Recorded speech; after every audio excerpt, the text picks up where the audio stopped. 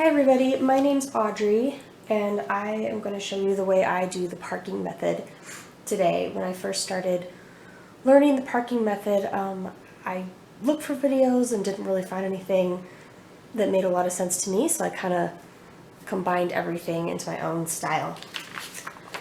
This is the example of the chart that I'm using for my piece. This is from a book that my husband got me off of Amazon. It is a fantasy castle book. Super cool. Obviously, I am very tired of blue already. I think I'm on the 6th page of 24, but it's been a blast. So here's my piece. As you can see, I'm using a Q-snap with a grind guard, which has been fantastic. It's my first time really using this, but I think I'm a convert. The first thing you'll notice is these chevron edges here. Now, when I first started doing the parking method, I ended my lines on the hard edge, and everyone said, don't do that, you're going to get stretching lines. You're going to see them on your piece. And I said, surely not, that can't matter. And I think it did. I am seeing stretching lines. So I started doing the chevron, which it doesn't make it any more difficult, and it kind of looks cool, as you can see.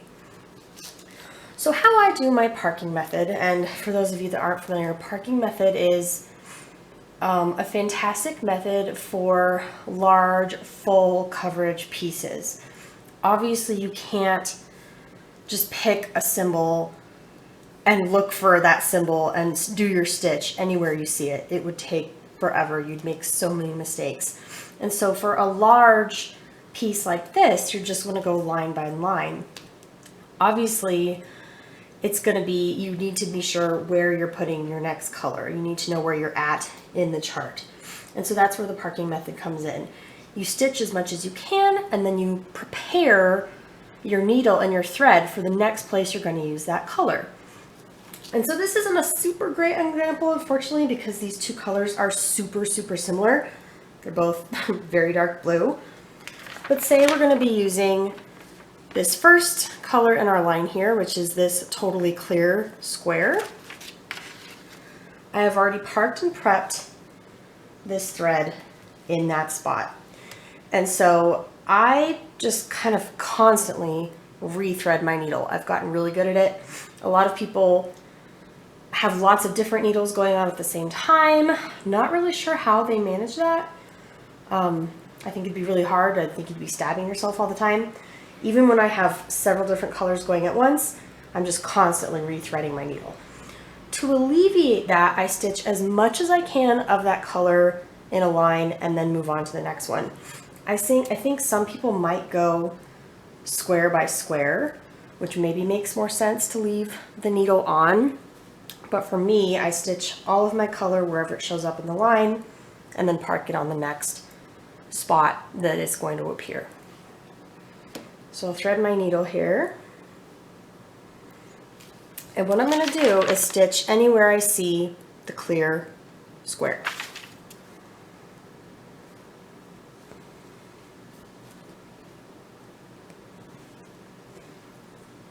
And I'm just going to do half of my stitch. I also always start from the bottom left and go to the upper right. It's going to make things a lot easier for you. So I'm essentially doing half stitch run first. You have to be very careful about your counting, which is obvious for any cross stitch project.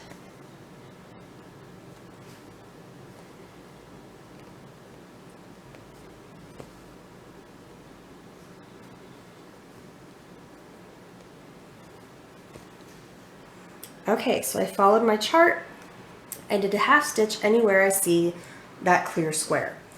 Now I'm just going to go back and finish off all of my stitches and create these full stitches.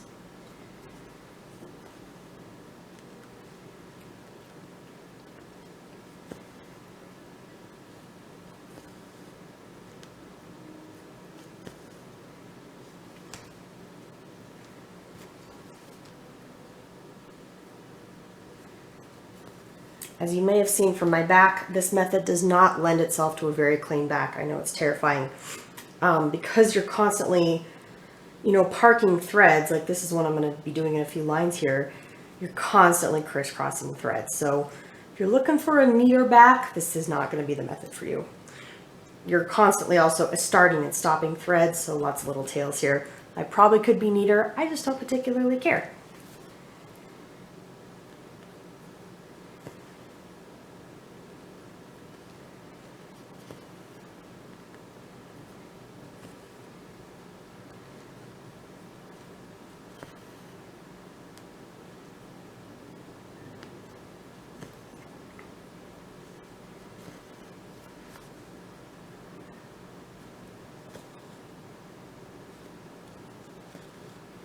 Okay, so all of the clear squares in my pat on this line are done. And so I'm going to look at the next line and see where's the first instance of this particular symbol. So on my next line down, it's going to be that third square in.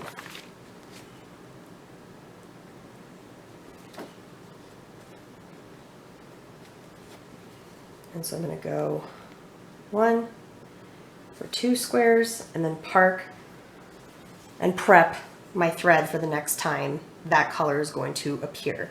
And so that's where the parking term comes in. You're going to park this and get it ready for the next time you're going to need that color.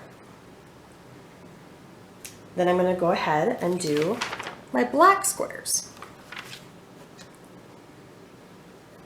And this part is going to be a little easier because that's the only other color I have left in this line. Basically just going to fill in the blanks and not have to count at all.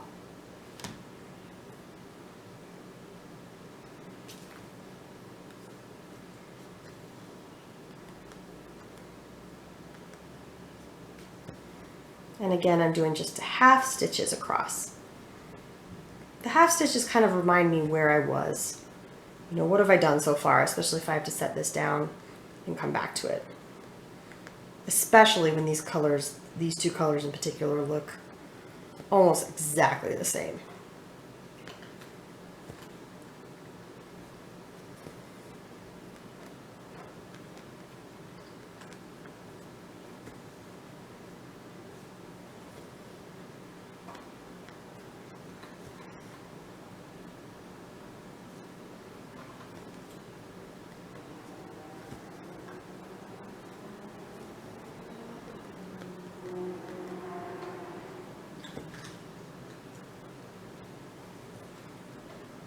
All right, so my last color in that line was that light or that clear square that I already filled in. So now I'll just go back and fill in all the black squares.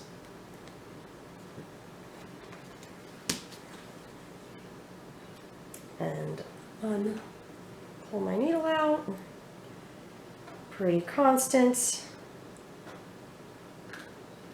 Said I've gotten good at rethreading the needle, but clearly that was a lie.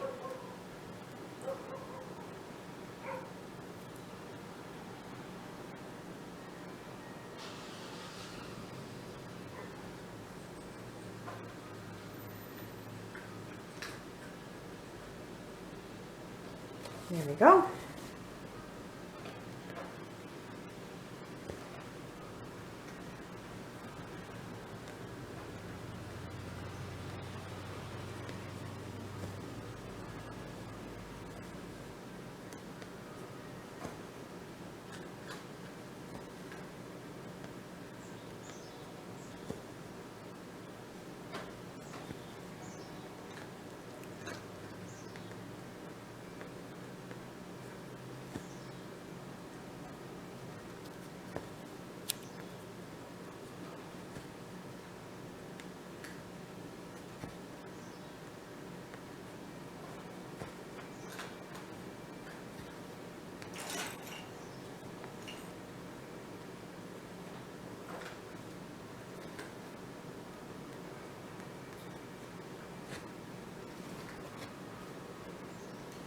Okay, and that line is done.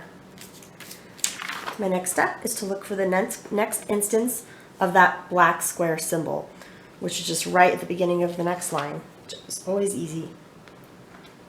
And I'll park that in the bottom left corner of that square, and then I'm all ready to go. I'm off and running for the next line. And that's when I would highlight this one just to know that I'm done. So hopefully that made some sense for you guys. Obviously, let me know if you have any questions. Otherwise, thanks for watching. Bye.